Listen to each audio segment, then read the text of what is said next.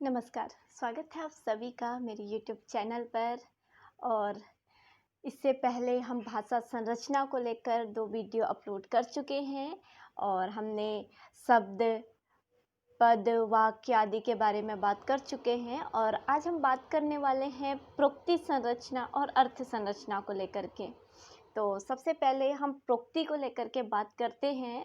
तो जो प्रोक्ति संरचना होती है, जो प्रोक्ति होती है, वो भाषा की सबसे महत्वपूर्ण इकाई होती है। हम ये कह सकते हैं कि यदि ध्वनि भाषा की सबसे लघुतम इकाई है, तो प्रोक्ति भाषा की सबसे महत्तम और पूर्ण अभिव्यक्ति प्रदान करने वाली इकाई है। वाक्य में भी प्रोक्ति के समकक्ष अभिव्यक्ति की क्षमता नहीं होती है। इसको हम एक उदाहरण से समझेंगे कि किस प्रकार वाक्य और प्रोक्ति में अंतर होता है। मेरी एक स्टूडेंट है आरती, उसी का उदाहरण देते हुए आज हम वाक्य और प्रोक्ति को समझेंगे। तो आरती को लेकर के मैंने वाक्य बनाती हूँ, जैसे कि आरती अच्छी लड़की है, आरती एमए की छात्रा है, आरती नियमित परिश्रम करती है, आरती एमए में प्रथम स्थान प्राप्त करती है। इस तरीके से ये मैंने क्या कर दिए, 4 वाक्य बना दिए हैं। लेकिन आपसी संबंधों के अभाव में स्पष्ट और सहज अभिव्यक्ति इन वाक्यों से नहीं हो पा रही है। और इसी सहज अभिव्यक्ति, इसी सहज भावाभिव्यक्ति के लिए हमें प्रोक्ति की आवश्यकता पड़ती है कि हमारी जो अभिव्यक्ति है वो अच्छी, सुस्पष्ट और सहज हो। इसके लिए हमें प्रोक्ति का सहारा लेना पड़ता है। जब इन्हीं वाक्यों को जब मैं प्रोक्ति के रूप में अभिव्यक्त करती हूँ, एक प्रोक्ति के रूप में जब मैं इनको बोलती हूँ, तो मेरी अभिव्यक्ति इस प्रकार की होती है। आरती अच्छी लड़की है, नियमित परिश्रम करने के कारण उसे एमए की परीक्षा में प्रथम स्थान प्राप्त हुआ। तो इस प्रकार ये क्या है, एक छोटी प्रोक्ति है जिसमें कि मैं अपने विचारों को, अपने भावों को बहुत अच्छे से संप्रेषित कर पा रही हूँ और बहुत सहजता से मैं बोल रही हूँ। जबकि वाक्य में क्या है, मैं अलग अलग वाक्यों का निर्माण कर रही हूँ और उससे उतनी अच्छी अभिव्यक्ति नहीं हो पा रही है जितनी कि प्रोक्ति से हो रही है। तो आपने ये उदाहरण से देख लिया होगा। इसके अतिरिक्त जो प्रोक्ति है, इसको आचार्य विश्वनाथ इसको महावाक्य कहते हैं और रामचंद्र वर्मा इसको वाक्य बंध नाम देते हैं।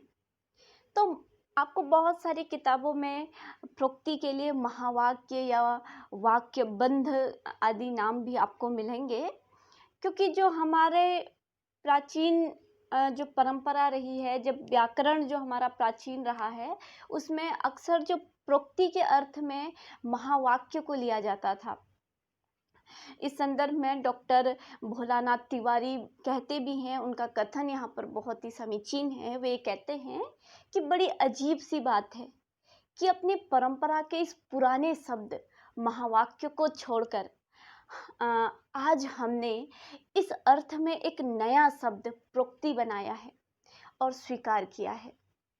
ऐसा करके हमने अपनी परंपरा के प्रति बहुत कुछ न्याय नहीं किया है। तो उनके कथन से स्पष्ट हो जाता है कि जिस अर्थ के लिए हम पहले महावाक्य शब्द का प्रयोग करते थे, उसी अर्थ के लिए आज हम प्रोक्ति शब्द का प्रयोग करते हैं और प्रोक्ति को हम उसकी जगह पर बोलते हैं, स्वीकार करते हैं। तो अक्सर जो है हम भाषा विज्ञान की किताबों में प्रोक्ति शब्द का इस्तेमाल हमें दिखाई देता है। तो इस प्रकार जब हम प्रोक्ति को पूर्ण अर्थ में जब देखते हैं, जब हम प्रोक्ति को परिभाषित करते हैं, तो प्रोक्ति क्या होती है कि एक सफल अर्थ प्रदान करने वाली होती है, एक सहज अभिव्यक्ति में महत्वपूर्ण होती है और पूर्ण और सफल अर्थ प्रदान करने वाली होती है।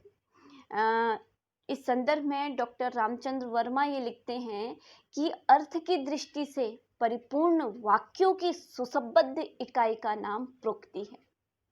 तो इस प्रकार जो प्रोक्ति है वो क्या है, वाक्यों की सुसंबद्ध इकाई है, आपस में मिले हुए वाक्यों की एक रचना जो है वो प्रोक्ति है।